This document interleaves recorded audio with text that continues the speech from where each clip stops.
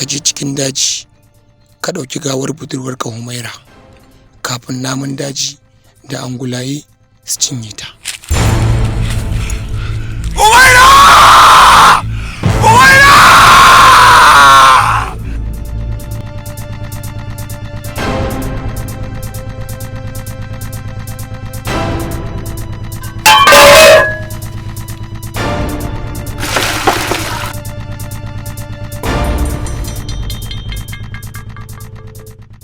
ilaha illallah Muhammadu Rasulullah.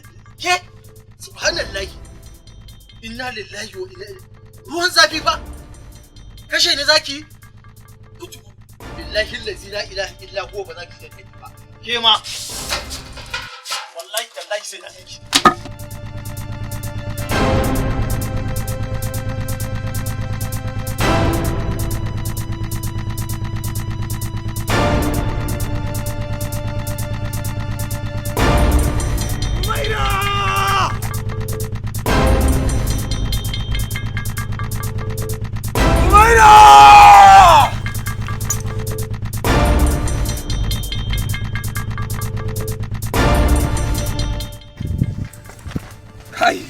Gogo, wai har yanzu ba mu kai ba ne? Mun kusa ƙarasa can ne, can tsaunin.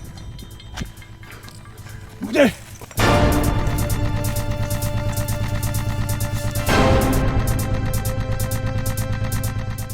Gida. Ga ta nan. A ina? Ku zo nan, ga ta nan. Ga ta nan.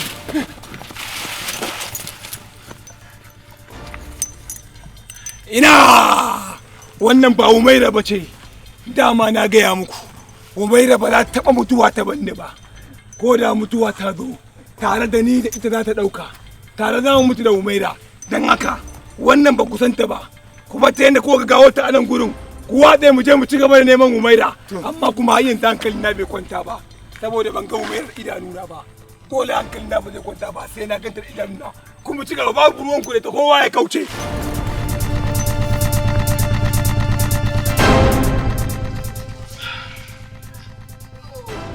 Wato abokina kana nufin ta ci banza kenan ko? Abinda nake so in gaya maka, ina kwance ban ankara ba sai ni ganta da bokiti ta taho. Na ɗauka kamar yadda aka saba ta taho ne ta zuba ruwan zafi a flas. Kawai sai na ga ta watso ruwan nan, tana watsowa sai ni sauri na kauce. Ina kaucewa in gaya maka sai ta sheka. To in badda Allah ya sa na kauce wannan kyakkyawan fuskar nawa da yanzu ya sali tas.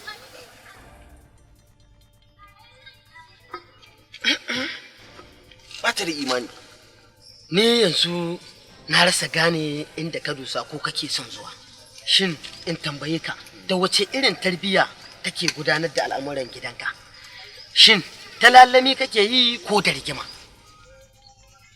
Tarbiya kamar yadda ta ya za a yi ni da gidana ba zan nuna isa ba sai ta rena ni ma kenan. To kaga inda ka samu matsala a lamantakewar gidanka. Mata da kake gani kwakwa ne, cikin su fari bayan su baki.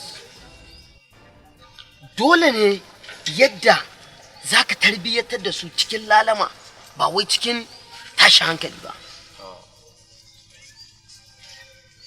Shin ma in tambaye ka, ka ga mata za ka ƙara aure?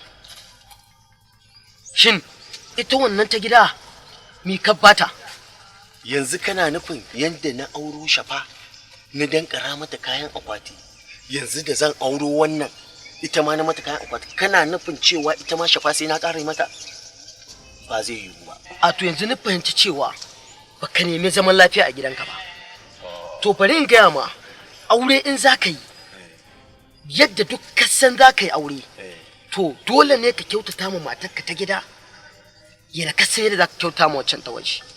Ba don komi ba, in za ka sai kaya kala 10, to wannan ya kamata ka yi mata gida.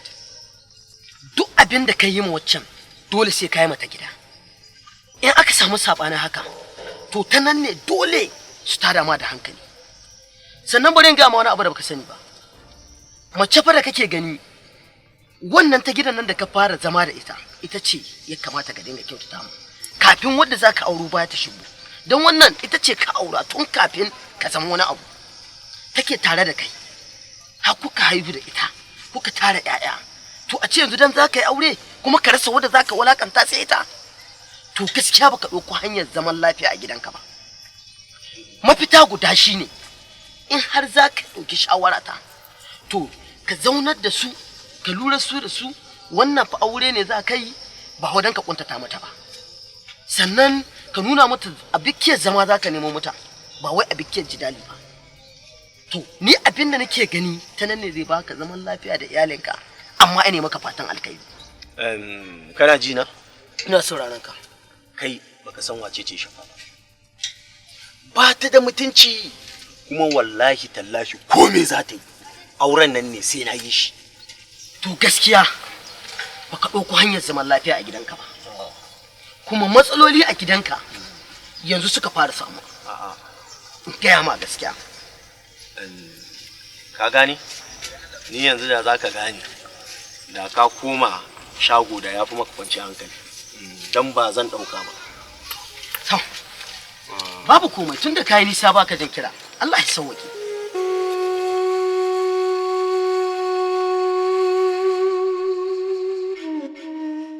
Na ce ma ka yi haƙuri ka kwantar da hankalinka. Ta yaro fa kyau take bata karko. Mu duk iya bakin kokari za mu yi domin komai ya kawo kashi in Allah ya yarda. Shawo kan lamarin. Ta yaya zaka shawo kan lamarin? Yaro na can raina hannun Allah. Yarinya ta ce ba ta son shi. Bai ci, bai sha, kullun tunani kawai yake yi. Ya kasa yin komai, dan in yazo sai ka ce mishi a gobe za a yi. Jibi yau wata daya, ka ce mu baka wata daya, wata biyu, wata uku, har yau. Haba wato. Alhaji Bashir, kaga. Da ni da mahaifiyar yarinyar nan kullum bakin iya kokarin mu muke domin mu ga cewa komai ya kawo karshe. An samu an daura auren nan. Kada fa ka manta, yarinyar nan mu muka haife ta ba ita haife mu ba. Sannan in har tana so ta ga farin cikin mu, ita ma ta ga farin cikin abin da ta sa a gaba, to ya zama wajibi dole ta amince da duk abin da muka dora ta akai. Ko ba haka bane? Yanzu abin da muke so, yauwa, ka nuna mana kai ka haife ta. Ta zo gida, ta zo ta samu Usman ta ce tana son shi. An gama, insha Allah. Alhaji Bashir, to babu dai komai za mu haɗu Allah yadda. Nagode. Haba, ai ba zai taɓa yiwa ba. Ba ni na haife ta ba? Ina kike kinga ina yare da